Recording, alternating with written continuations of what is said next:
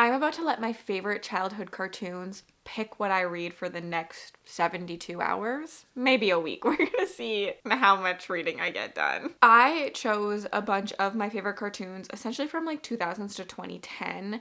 I think there's one on here that is before then, maybe two. There's also a couple animes because I watched them as a child and I wanted to include like anything I loved as a child, I put on here. Like my favorite ones. They all went on this list. I'm excited to do one of these. I haven't done one in a while. I've done a Barbie one and a Monster High one, and they're always a really good time. It's fun to see what the prompt, aka the show, will make me pick. So let's get into my first spin and see what we are going to be reading. Okie dokie.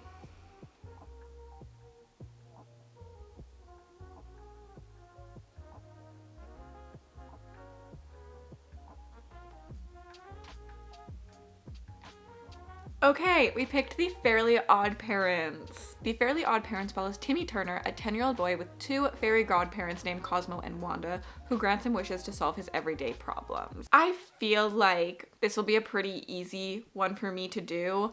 I'm thinking fairies. Like, I just need fae of some sort, right? And that counts.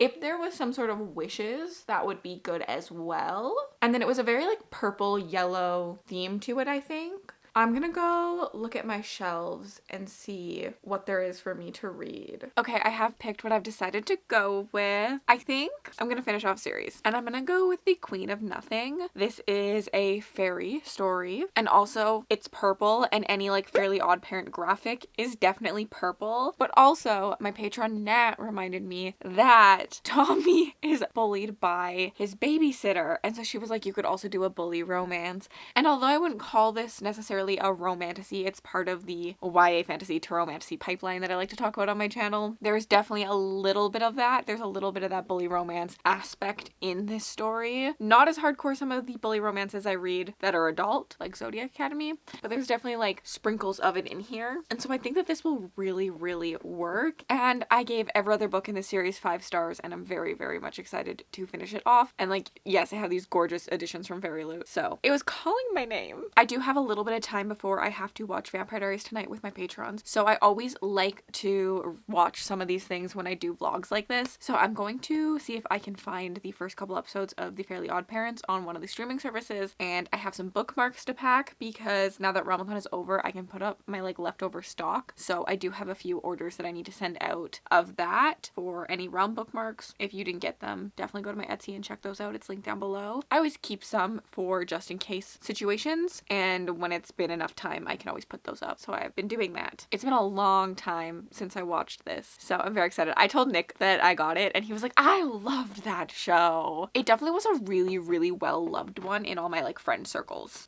Did you watch this one? Did you like it? Let me know.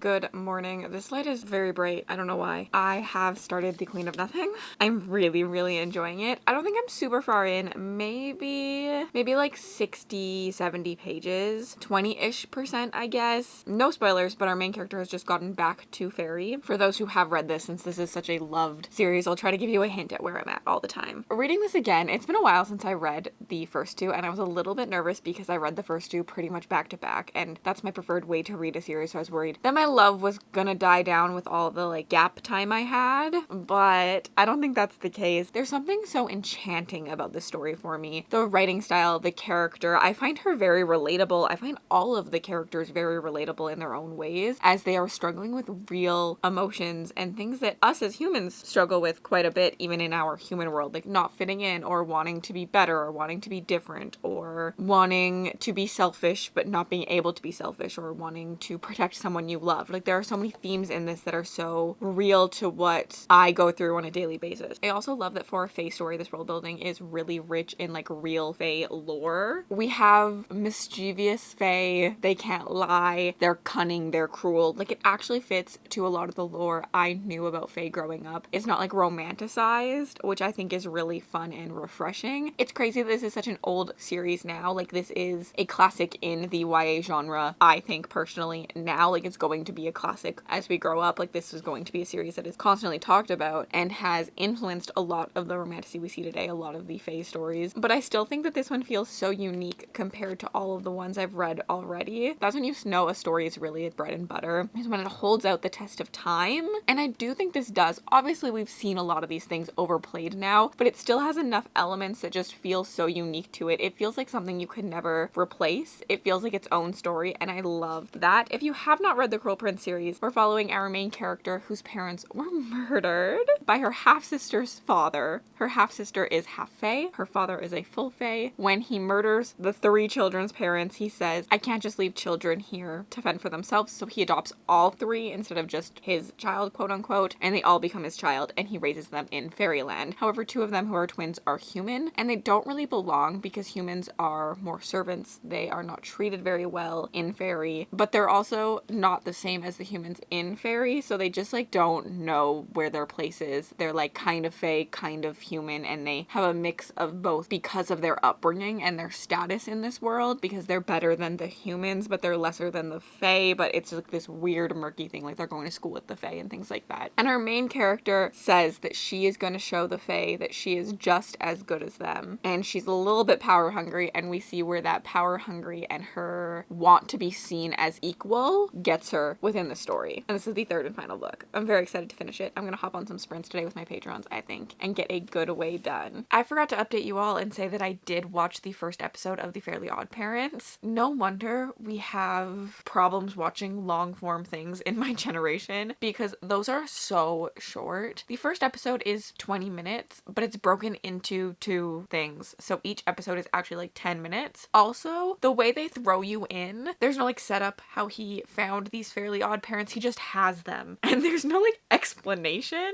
And it's kind of funny. Also, I do think the first episode really did work with this, because in the first episode of Fairly Odd Parents, he wishes to be something that he's not. He wishes to be an adult, and he's a child, and then he realizes like the cruelties of life as an adult.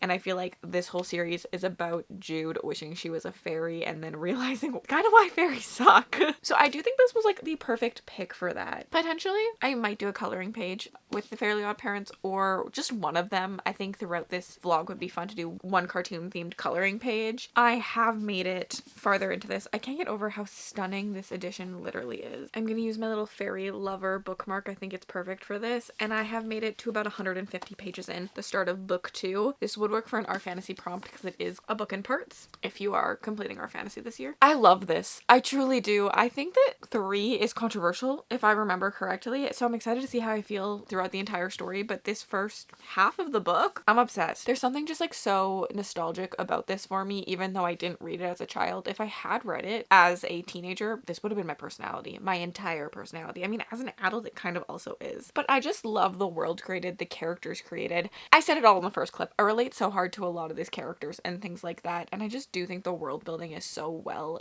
done. I constantly find myself smiling in these. I constantly find myself flipping the pages. I feel like it's just a really easy, consumable story. Maybe it's not the most thought-provoking. I still think it provokes thoughts and feelings and memories and stuff, but it's not like you're gonna sit and have to really think about what it's saying. It's definitely very blunt about what it's saying, in my opinion. I don't know where I was going with this at all. Well, anyways, I just think that it's like a really well done story. It's really easy to read, and I have a really good time with it. And I think that there's place for that in our stories, and in YA specifically. This is a YA story. It's catered to people younger than me, and I do think being a little bit more blunt, being a little bit more simple to read really works for YA, and it's still engaging. And I think those are 2 things that, when done well, make a perfect YA story for me. It needs to be simple, it needs to be easy, but it also needs to be engaging and thoughtful and still intriguing and interesting. And I think that this series does all of this for me. I'm so late to the hype train, but I am obsessed with this series, and I'm so happy I got the Very Lute editions, because they're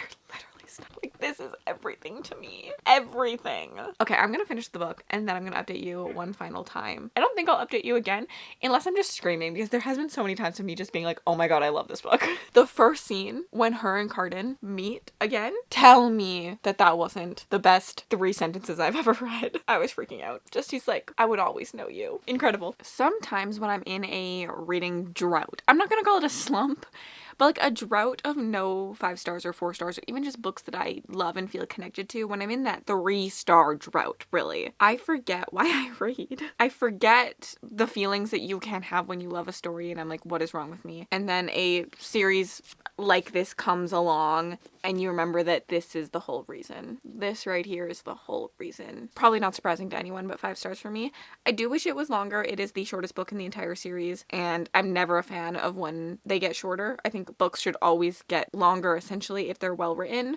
This is still well written, but I do think that I want the most from a story when it is the last book. I want to see all the moments come together, and I just wish we had more Jude and Cardan time in this one. That's all. That's really what I wish for. I loved the plot. I loved how everything was done. I loved the ending. I felt very rewarded by the moments we got and the story that was told. So I do love this in 5 stars. It actually might be my favorite in the series. I don't know. I read them all in one sitting. This is something so crazy about the series for me. I read all of these books literally in one sitting. I started this last night technically, but I read 3 chapters and then I picked it up as soon as I woke up this morning and I read it all. This was incredible for me. I loved it. I love this world that was created. I loved the riddles in it. I like trying to figure out what all the riddles meant. I actually feel like this was the perfect book for the Fairly Odd Parents. When I picked it, I didn't really think through all the connections, but in the Fairly Odd Parents, when I rewatched it, I forgot that all the time that the wishes that he made with the fairies often are literally what he says, and there's always a consequence that he didn't think of. And I feel like that really resembles the bargains made with the Fae in this. You never know what a bargain is gonna be. You really have to watch your wording.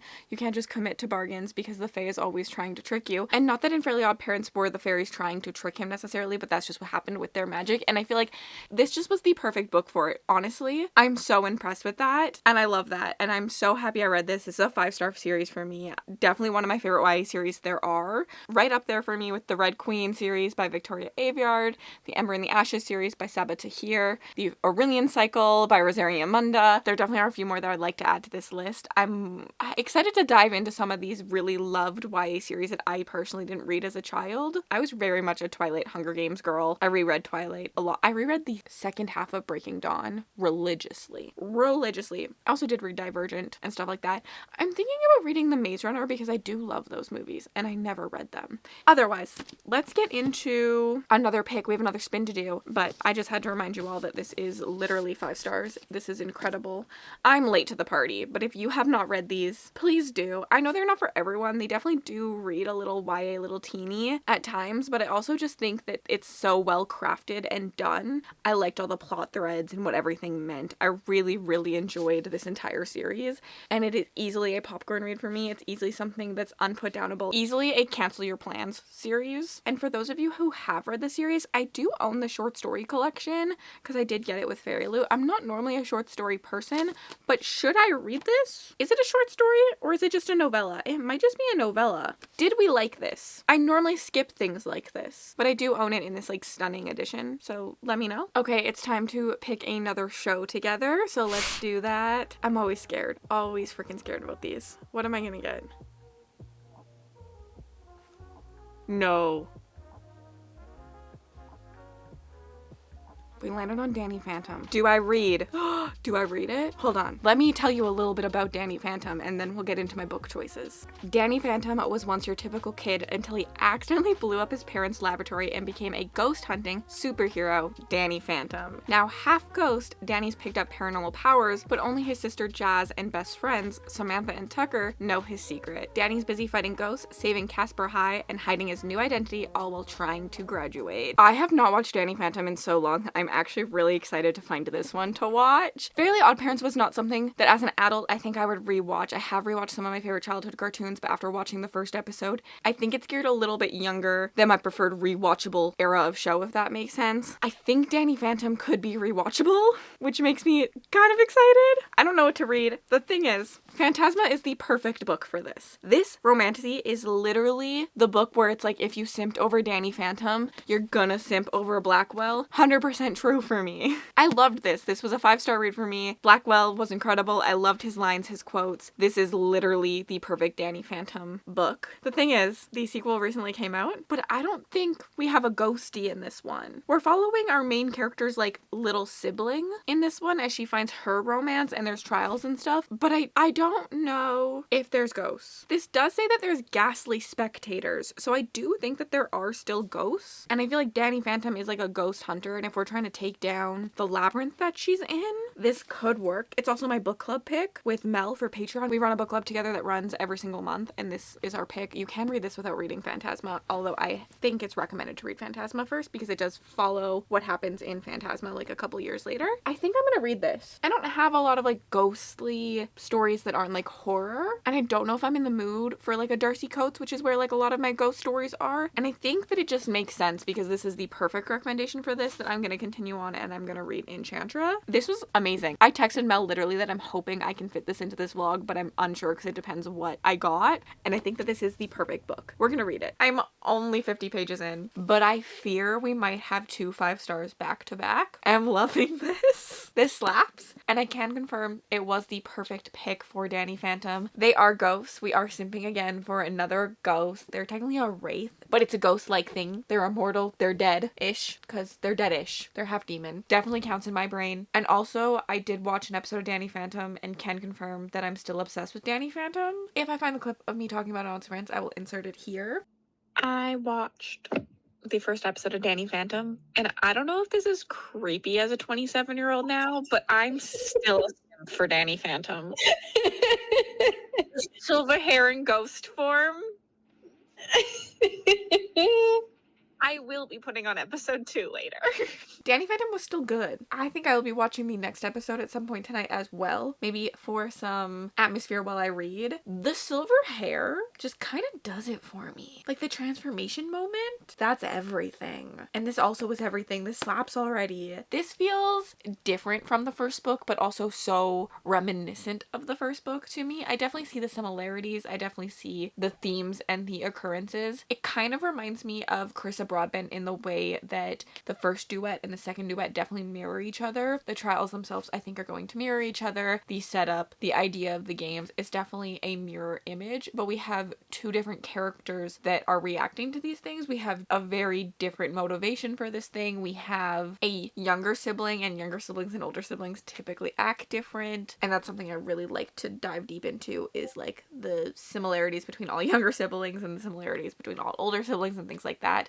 And I think that this is fun. I like our main character's sass. It feels different than Ophelia's in book 1. I like our lead already. He feels more argumentative than Blackwell felt. I like the setup we're getting. Essentially in this, we're following our main character, Genevieve, who ends up in Rome going to this house and getting locked in at the time of a trial, which is a literal fight to the death, and the last one standing gets to leave the house, and the rest of them are locked in hell for the next year. And since she is human, that means that she would die, so she has to live and be the winner of this labyrinth. And it's on the back of the book, so not a spoiler, and the way that she is going to be helped throughout this is by becoming one of the Wraith's wife to help her succeed in this. I love it. I love it. I love it. The atmosphere is great. The writing is just beautiful. I love it. I need to keep reading. I wanted to update on Enchantra. I got about 50% through last night, and I think I will finish it before I update you guys again. So I just wanted to get like a good info dump out. Nick and me are heading to Jasper for the weekend with his family, and I will probably be reading it like before bed and in between things and stuff like that. So I'm hoping I will still get it finished, but I've decided not to bring my vlogging camera with me to Jasper. I will film some stuff on my phone and stuff, but I did kind of want it to be a bit of a break,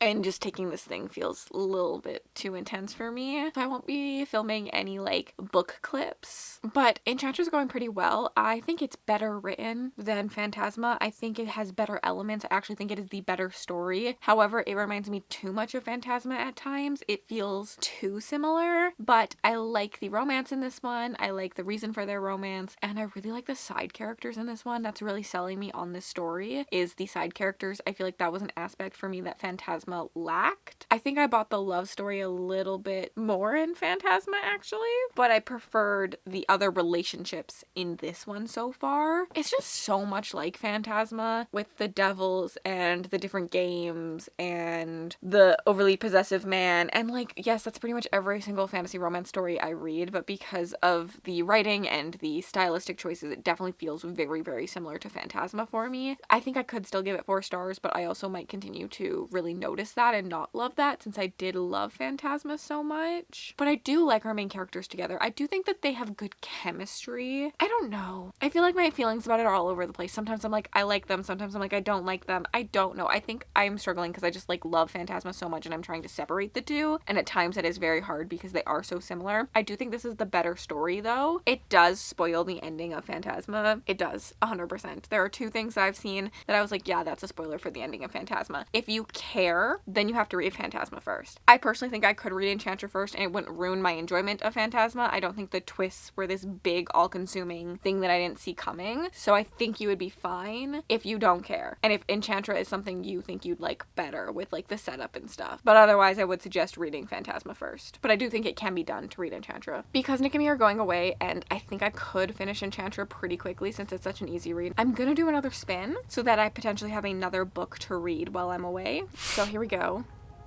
What are we gonna get? It's always so scary.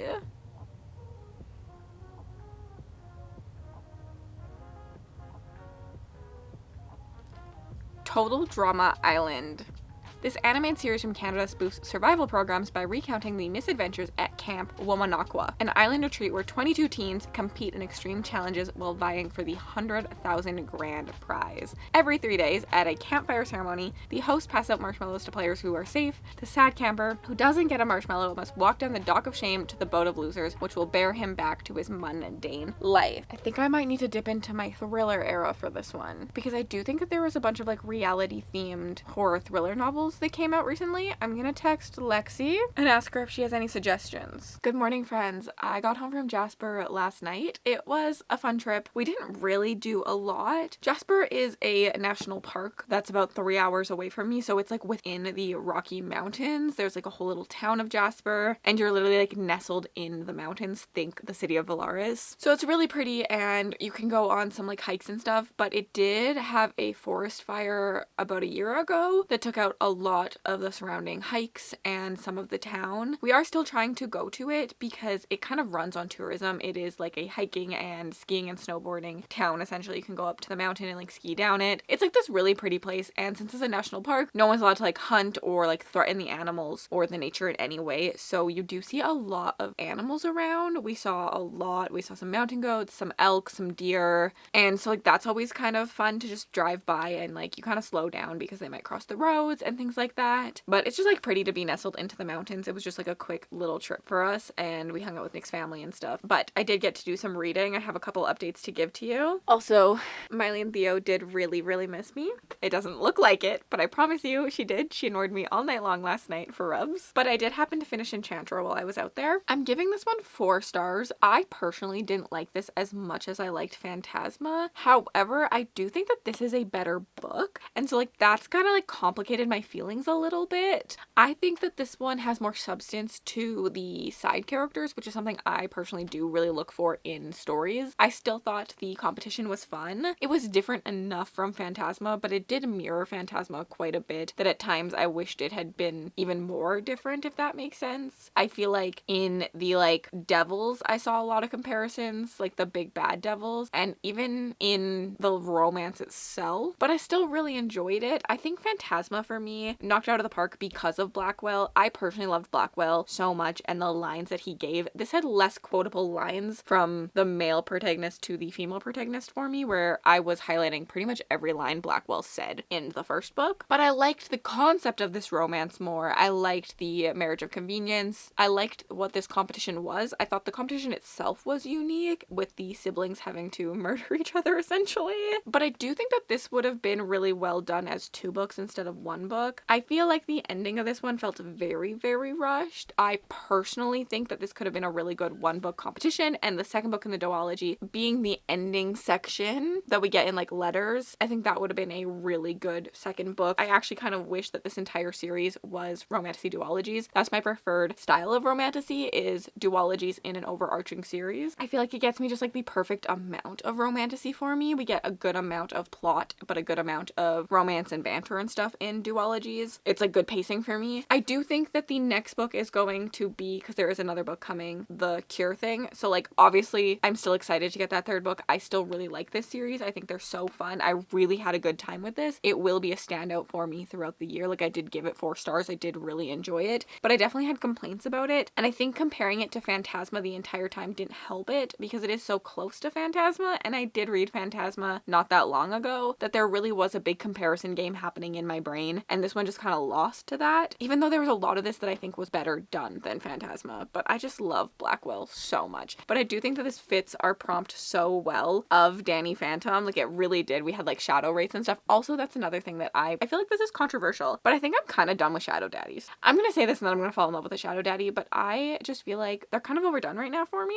I kind of want something more unique. Like the smut scenes with the shadows, I've seen it all before now. Like I'm over it. Like get me something more creative. But like also I still loved him as a shadow daddy. So like am I over shadow daddies? I don't know, but do I want to see new things also? Yes, if that makes sense. Yeah, there we go. That's my review for this. I did really enjoy it. I would recommend it. I can't wait for the third book. Honestly, these kind of give me more like rom-com style stories. Like they remind me of like a romance, contemporary romance series that's like following one character a little bit more than like a typical fantasy romance. They're a little quick and easy. Okay, coffee break.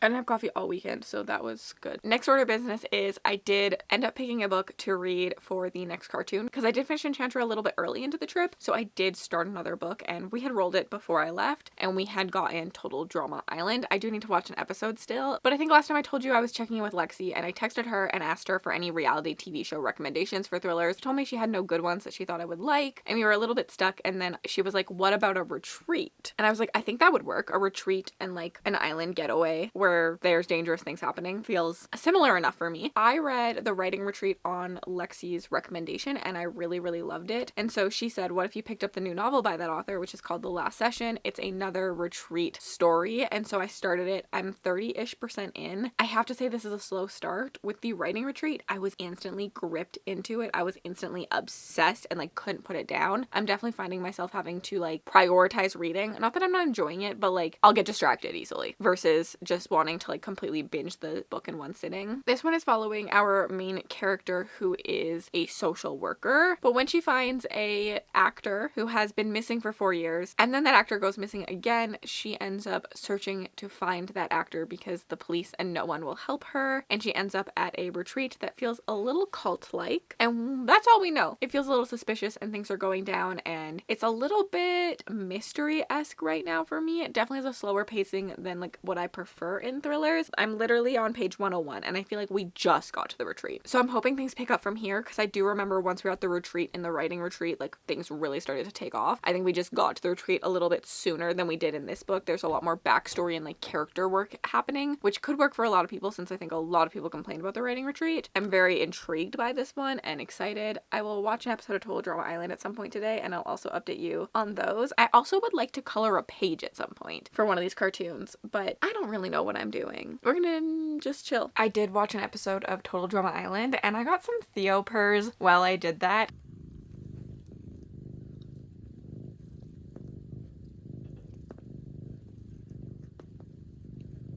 And I love Theo snuggles and purrs. He doesn't do it very often. He definitely is a cat who holds his purrs closely. You know he is in a really good mood when he's purring, versus Miley purrs just looks at you. You just enter a room and she's purring. She's like an instant purr. So they're like kind of opposite ends of the spectrum. So like his purrs, I always feel so loved when I get them. He obviously liked Total Drama Island. I did enjoy it. I actually watched 2 episodes. It definitely is stereotypical and it's definitely making fun of reality TV. So So in some ways I do think it was like ahead of its time because it's very much comical about what reality TV is, and as a reality TV junkie, I do like to see those things. However, I do think there were some questionable stereotypes. I don't think that this show would be made the way it was made in today's age, and I don't necessarily recommend it because of that, but also those are big stereotypes that are still happening. I think that reality TV is trying to break the mold. Things like Survivor this year are really not going just like buff and geek. Like, we're getting really good depth into some representation. Specifically on Survivor right now, there is some really good representation happening, and I'm happy that we're finally there. It's sad that it's taken us so long, but definitely happy that we're there. That's my little reality TV thingy. I did end up coloring a page, but not a page to match a cartoon. I ended up wanting to color in my berry coloring page and just doing my like this book belongs to page. This is what the page ended up looking like. Let me show you before. I think I did this really well. I'm actually really proud of this. I feel like the texture looks pretty good. It looks like a parchment map. I'm not sure about the blue, but I feel like the blue kind of like vibes with the next page, which is the checklist. So that's why I decided to pick the blue. I love this coloring book very much. It's got some of my favorite pages in it, so definitely very happy that I got this one. I think I need to buy another berry coloring book because I don't have another one. But I also finished the last session. I just kind of vibed and listened to it. It took me a lot of time. It took me about 4 to 5 hours to do that coloring page, so I just listened to the audiobook and I ended up really enjoying this one. I was torn between a 3.5 or a 4-star, but I've decided to give it a 4-star because I do think this will be a book that I'm constantly thinking about in the future. I think it's a book that's really going to stick with me. It feels kind of unique. It is a retreat cult story, and it's like that setup, not necessarily unique, but I feel like what it ended up doing felt unique to me and I really did enjoy. It is a slow start, but I also think it's a very good character work about trauma, healing through trauma, and abuse of trauma, abuse of power, situations like this. Please check trigger warnings. There is definitely some grooming of children discussed in this book. There's definitely some abuse of power, a lot of triggering things, so please check triggers before you read this. I thoroughly enjoyed actually the latter half. I think the first part was a little slow for me. I wish that had been just a little bit shorter, but the second part and the third part really worked for me. The ending was a wild ride, which is exactly what I wanted because the writing retreat was also a wild ride. I have seen a couple of reviews of people being like, you have to suspend your disbelief a lot, and like, yes, but also no. When I felt this way about the writing retreat, where like, yes, the chance of this happening is so slim, but there is still a chance. And that's how I feel about this book. This really hit me in cults. Like, I love a cult book. Is there a single cult book that I don't like? Like, cults really get me. The psychology behind them, the psychology of the people that run them and how they use that abuse of power and things like that. I think that this book really did that really well. I really enjoyed it. I really did enjoy it. I also really liked the interpretation you could take of the ending. I thought that was fun. I am definitely going to be recommending this to people, but like, it's a specific type of reader that wants this. I don't think it was as good as the writing retreat personally. It wasn't as unputdownable thriller, but I feel like the conversations I had in it were really well developed and I really did enjoy those. So a 4-star from me. I do want to read another book. We're playing Phasmo tonight. The weekly challenge is out, so I probably won't read tonight. Well, maybe I'll read a little bit before I go to bed, depending on how long we play for. But I do think we need to do another spin and we need to get another cartoon to pick my reads. So here we go. What are you gonna give me this time? Give me something good. Give me something good. Okay, that's lame. I'm respinning because we got Total Drama Island again. I'm gonna remove it. I should have removed everything from the wheel. I don't want to get the same thing. Okay, another one.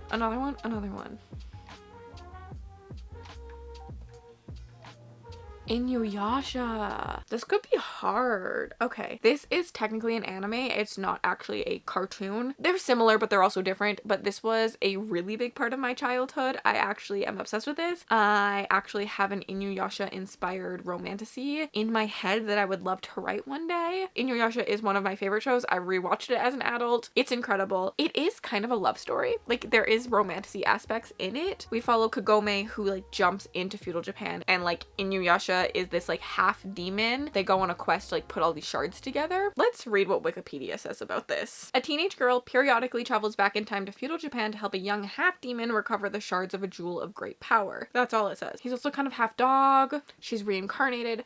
I'm gonna have to think about this one. I don't really know what I'm gonna read yet. Should we take bets on how long my Christmas tree is gonna stay up for? I have decided my next book. I think I'm gonna go with Kingdom of the Wicked. I was just thinking romantasy, demons, historical. That's the only things that were in my brain for this. And I think Kingdom of the Wicked, they're technically the 7 deadly sins and like the princes of hell, but Claire said that she thinks they call them demons. I believe it is a historical inspired setting, and it is like a YA fantasy to romantasy pipeline. So I think that this will hit. I also feel like that's how Inuyasha was. Like, it was not an explicit like romance ever, but they like fall in love slowly. It's very slow burn. So I'm hoping that this will work. I'm hoping. Fingers crossed. I'm also hoping I love this. This is on my priority reads for the year. So hopefully I love the entire series and I can binge the entire series, because that would be really great for me and my reading year. Watching an Inuyasha episode is also not the smartest because I might end up binging the entire series.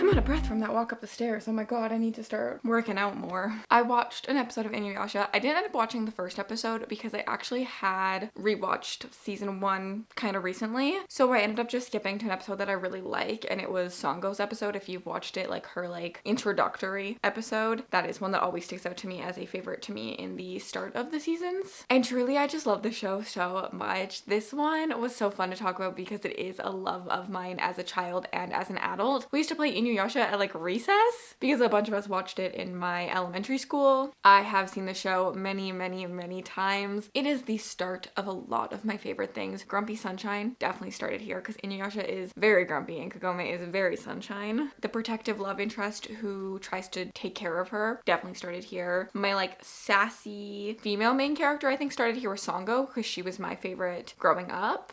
There's a cat in here that I love. I liked cats always, but I just had to put it out there. Kilala has my heart.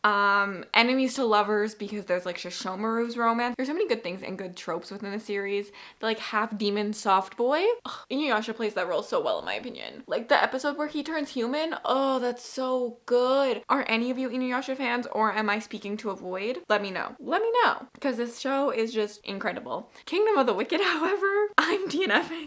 I got 20% into it and decided I was bored. I didn't really like the writing style from the start. I think it's a little bit too historical leaning for me. I can like historical, but I don't always like historical. And this just was not the vibe. It's very slow. I was like, wow, can we just get to the action? Can we just meet the male character? Things like that. So I just figured if I already had like a lot of these complaints, if I wasn't invested at 20% in, the chances of me becoming invested were very slim. It can happen, but I didn't care enough to push through. I asked my patrons how they thought I would feel, and it was like hit or miss, but most people said that if I didn't already vibe, I probably wouldn't vibe. So yeah, I've decided to DNF it. We didn't even really get to the demons, so it's very much a slow start. I definitely like a faster paced story. I say that time and time again. I'm a fast paced girly through and through. I think I'm gonna break some people's hearts with this DNF because this is such a loved series, but I don't know, like our main character was just kind of whiny. She didn't really work for me at all. I honestly wish we had followed the other sister. I liked her a